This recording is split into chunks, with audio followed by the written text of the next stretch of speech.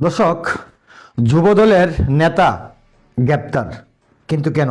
চলুন একটু দেখি। এই যে দেখেন, এই সেই যুবদলের নেতা।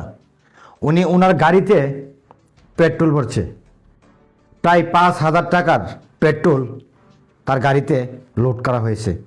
কিন্তু তারপর দেখেন, সে টাকা দিচ্ছি করে তার গাড়িটা একটু দূরে নিয়ে গেছে। এই যে দেখেন, একটু দূরে নেওয়া যাওয়ার পর দেখেন একজন, এই যে পাম্পের যে কর্মী আছে, সেই কর্মী তার পিছনে পিছনে ছুটছে। এই যে দেখেন দেখেন দেখেন, দেখছেন? আর এমন করে সে পালাতে গিয়ে সেই গাড়ির চাপায় নিহত হন একজন পাম্পের নিরহ নিষ্পাপ কর্মী। আর এখন সেই আসামি গ্রেপ্তার। আর সে আসামি হলো একজন যুবদলের নেতা।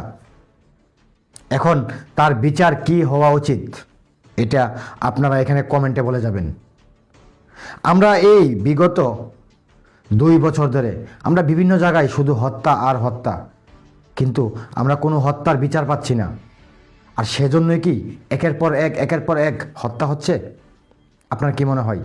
আমার তো মনে হচ্ছে এটাই কারণ। আমরা কোনো হত্যার বিচার পাচ্ছি না এই বাংলার জমিনে।